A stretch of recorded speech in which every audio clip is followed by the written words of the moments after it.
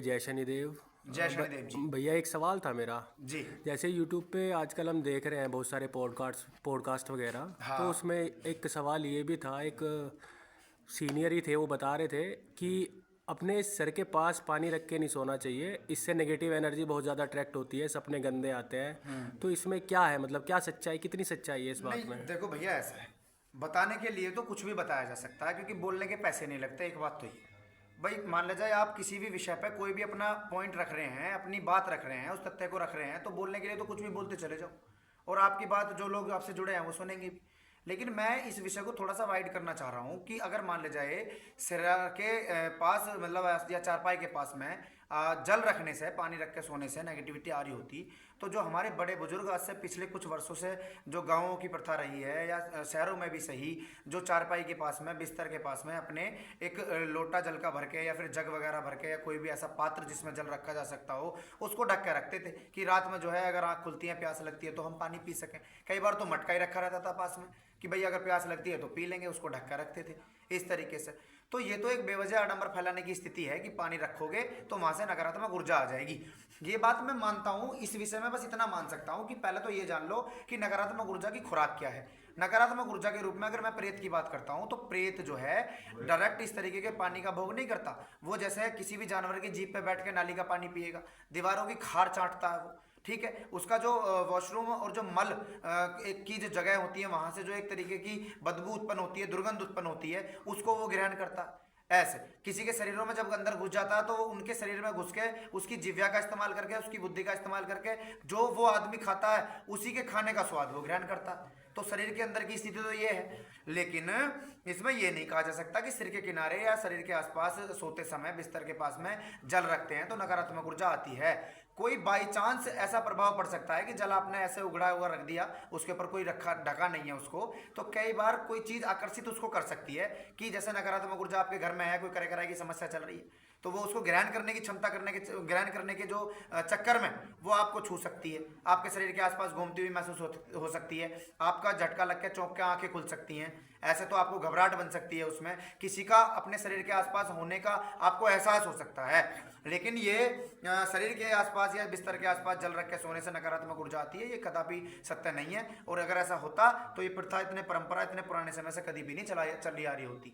अब कोई किसी के पास पूछने जाता है कुछ कि भाई हमारे घर में ये दिक्कतें आ रही हैं इस तरीके से, अब मूल तो कोई बताएगा नहीं कि तेरे घर में कोई क्रिया है या कोई प्रेत छोड़ रखा है, कोई यंत्र तंत्र मंत्र गणित क्रिया कोई है, इस तरीके के संबंध में कोई चौक से चीजें आ गई हैं। अब आप एस्ट्रोलॉजर पंडित या इस तरीके के किसी के पास भी दिखवाओगे, वो ये नई नई प्रकार के टोटके बताएगा कि ऐसे चक्कू रख के सो जाइयो, जल रख के मत सोना, दक्षिण पश्चिम मत सोना, इस तरीके से मत सोना। लेकिन मूल में उसके पीछे कोई और कारण होता है और वो इन तरीके के टोटकों से कभी भी खत्म नहीं होता। उसका निवारण आपको कहीं ना कहीं मंत्र चिकित्सा या चिकित्सा द्वारा करना नहीं पड़ता है, क्योंकि वो तंत्र क्रिया द्वारा भी नहीं कटता। मुर्गे बकरे कितने भी चढ़ा लोगे, जब भी नहीं जाती नकारात्मक ऊर्जा, वो जाएगी भगवान का नाम जपने से। जब उसकी तरंगे आपको छूने लगेंगी, पॉजिटिव तरंगे, तब ये नकारात्मक ऊर्जा आपसे दूर होती चली जाएगी।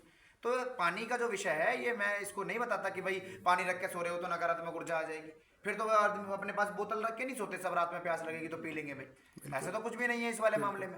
और फिर इस बात को तुम जो पीछे से लोग करते चले आ रहे हैं, जो बड़े बुजुर्ग करते चले आ रहे हैं, फिर तो सीधा सीधा वो गलत ही करते चले आ रहे हैं, जिन्होंने तुमको पाल के पोस के बड़ा करके यहाँ तक पहुंचा दिया, तो उनकी उनकी सब गलतियां ही रही हैं फिर तो। अच्छा गुरुजी, एक पर्सन और है मेरा।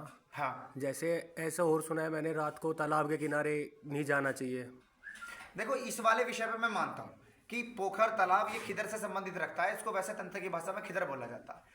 तो वहाँ खिदर के देवता अलग होते हैं, वो वहाँ इस तरीके की नकारात्मक ऊर्जाएं रहती हैं, क्योंकि वहाँ जल में चलने वाले देवता अलग होते हैं, जल के प्रेत भी अलग होते हैं, जल की क्रियाएं अलग होती हैं। तो इस तरीके से रात्रि में नहीं जाना चाहिए, इस बात का मैं समर्थन करता हूँ। चौक चौराहे पे प्रेत रहते हैं, इस बात का मैं समर्थन करता हूँ। शमशान में चौक चौराहे पे कोई आप भोग देते हैं, वो आपके साथ वहाँ से हटने की बजाय लग के वापसी में आ जाते हैं, इस बात को मैं मानता हूँ। तो इसलिए मैं हमेशा नकारता हूँ, हमारे गुरुजी भी इस बात को नकारते हैं, कभी भी चौक चौराहे और जो है शमशान मशान की पूजा पाठ नहीं करनी चाहिए, ठीक है। लेकिन ये बात सच है कि नहीं जाना चाहिए तालाब पोखरों के पास में रात्रि में, क्योंकि वहाँ कई बार नकारात्मक ऊर्जा होती है, क्योंकि जल की प्रेत बहुत सारे होते हैं, जल की मशानी, जल के और अन्य अन्य प्रकार के प्रेत जो जल में ही वास करते हैं, और ये सबसे ताकतवर क्रिया खिदर में मानी जाती है। तो इसका भी आपको ध्यान रखना चाहिए कि इससे थोड़ा सा बचें ऐसे। अच्छा एक बात और है गुरुजी, जैसे सपोज हम किसी चौराहे से जा रहे हैं, हाँ। और हमें कुछ नेगेटिव एनर्जी दिख गई, हाँ। तो फिर हमें क्या एक्शन लें जो उससे बचें या उससे दूर हो जाए, मतलब वो दोबारा हमारे सामने ना आए। देखो इसमें क्या करना है, सबसे पहले जो मुख्य बात आती है निकल के कि इसमें आप एक तो, इसीलिए तो सबसे पहले बोला जाता है कि आप मंत्रों से जुड़ो।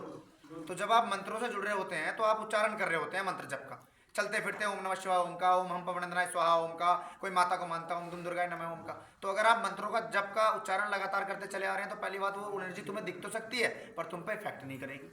और अगर किसी प्रकार की एनर्जी तुम्हें दिख गई है, तुम्हें लग रहा है कोई ऐसा गड़बड़ कि भाई हमारे साथ होने वाली है, तो आपके पास एक दीपदान की विधि है जो गुरुदेव मनु भैया जी ने समस्त संसार को तोहफे के रूप में दी है। आप उसमें अपने इष्ट को भी दीप कर सकते हो सीधे सीधे, अगर आप किसी को मानते हो घर पे आके 2 दिए जला दो, हे शनिदेव महाराज मैं गुरुदेव मनु भैया जी को साक्षी मान के आपको दीपदान करता हूं या करती हूं, आप इसे स्वीकार करो। अगर चौक चौराहे से संबंधित कोई चीज या फिर रास्ते से कोई लग के कोई चीज मेरे साथ आ गई है तो आप इसको पकड़ के शनिधाम ले जाओ सीधे सीधे। मैं इसलिए आपको ये दीपदान कर रहा हूँ, सतगुरुदेव मनु भैया जी मेरे पे कृपा करें, शनिदेव महाराज मेरे पे कृपा करें। अब इसमें हनुमान जी और शंकर भगवान के लिए बोल सकते हो, वो भी कोई अलग नहीं है। उसमें गुरु को बीच में लेकर आप ये काम कर दें तो आप वहां से होने वाली कोई भी समस्या का सामना आसानी से कर जाएंगे और उससे बच जाएंगे। ये काम तुम्हें करना है। जय शनिदेव सभी को।